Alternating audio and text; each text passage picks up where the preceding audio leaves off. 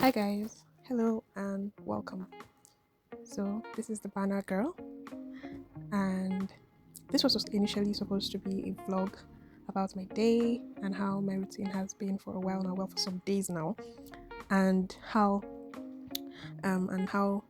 my entire weeks have been, and the entire week ahead of me, how it initially would have played out.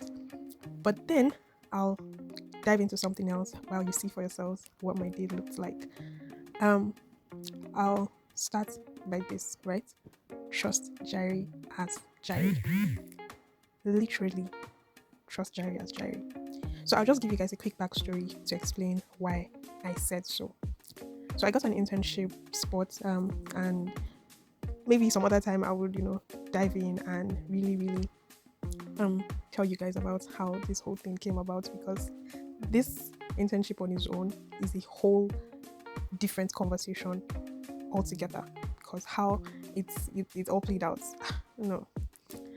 Um I got the internship spot, right?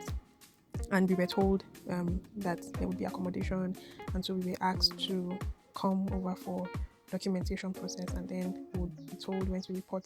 Mind you, I kind of already had the notion that immediately after the documentation they might just ask us to resume work, so I had already packed my bags, packed everything, because I didn't want to have to go come, and I honestly did not even have the emotional strength and bandwidth for it. And so I did that. And when we eventually came for the documentation, we were asked that we're going to resume almost immediately. And we were already told that there would be accommodation, right? Yes. So I didn't have to worry about that, especially with the fact that I was going to be moving far away from home. And it just felt like the timing wasn't right. In fact, moving again and deciding whether I would eventually take the internship or not was another entire war that I had to fight within myself, because a lot of things had happened and it just didn't seem right. It just didn't seem like the right time, the right decision. Everybody had something they had to say about whether I would eventually go or not. Everybody had an opinion. Everybody had what they thought was the right thing to do. And so let's not go into that. So we eventually reported, all of us, right? And guess what? Accommodation guarantee began to dance like a pendulum. I mean, we're in Nigeria. What else do you expect? Nigeria would be Nigeria for you. I was spending more than what I had initially anticipated, because I had just figured out, okay, once I come, it would take a few days at best to sort it out, and I wouldn't have to spend so much, commuting to and fro. But I ended up spending for almost a month, and it was not even funny. Like, I don't know. See, there were days that I just decided, you know what, I'm not even going anywhere. They can do whatever it is that they want to do.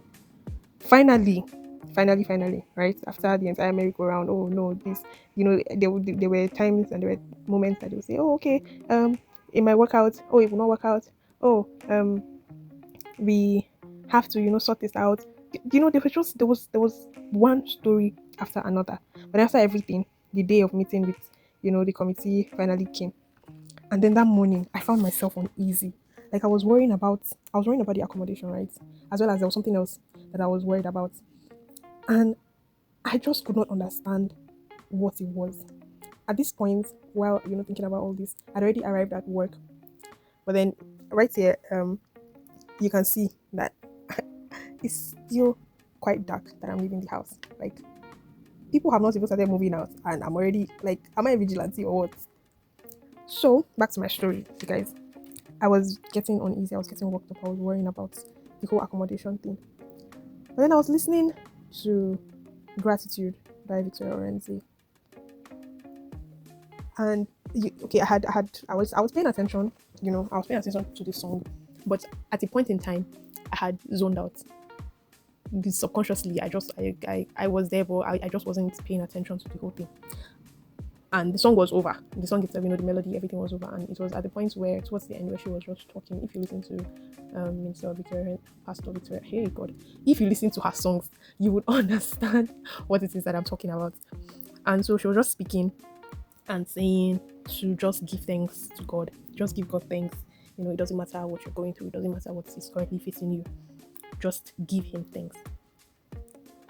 And at that point, it felt like everything around me went dead silent. Like I wasn't hearing any other thing. And it was just as if the words were being spoken to me, like in my face, in my heart. It was as if I could clearly hear her. And at that point, I was reminded that, you know what, it's not by your worrying, it's not by you thinking, oh, how am I going to sort this out? I've always known this, but at that point, I just could not remember it. But that served as a reminder that it is not by how you worry, oh, how am I going to sort this out? Oh, how am I going to do this? Oh, how am I going to do that?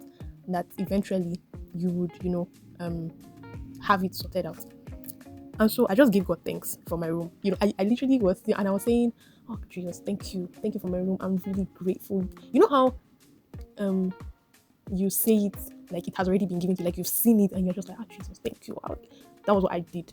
And I continued doing that until eventually something else came over, and then I went about my day's activities. And as flimsy and as quote unquote not a big deal as it may seem, it was. I eventually got the room, right? Even though I cannot move in just yet. But then the moral of this entire story, right, is to trust God. I promise you, like, He will not fail. He hasn't in the time past, and it's not now. You get that He's going to start it. Secondly and lastly is that I want to just remind you that what you dwell on and what you feed your mind with will eventually tell. And I'm not just talking to whoever is listening to. I'm not just talking to you. I'm also talking to myself, because it's also something that we are all working on, right? We are all on a journey, and it's not just the things that you listen to. It's what you feed your mind on, what you watch, what you see, what you say, all of that, what you dwell on and what you feed your mind with, that would eventually tell. It would tell. So this is your cue to really, really sit down and look deep inside. What exactly am I feeding my mind on? What exactly am I saying? Because imagine if that, and I see it. See, songs are one of the ways that speaks to me, really, right? And if I wasn't listening to that, and yours might just be something else. If I wasn't listening to that, if I had not narrowed down what I listened to, then something else would have spoken to me. And whether we like it or not, everything is backed up by spirit. Everything has a backing. Everything has a source.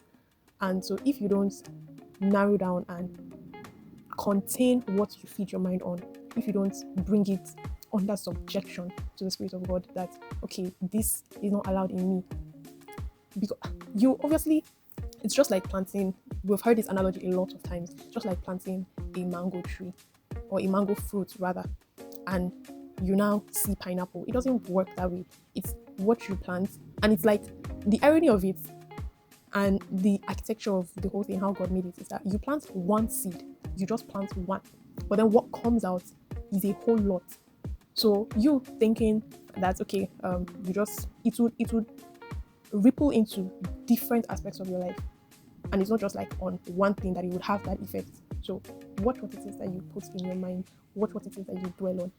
For you, it might be watch the kind of friends, watch the kind of conversations, just generally watch what it is that you dwell on. For out of the abundance of the heart, the mouth speaks. Have a good day.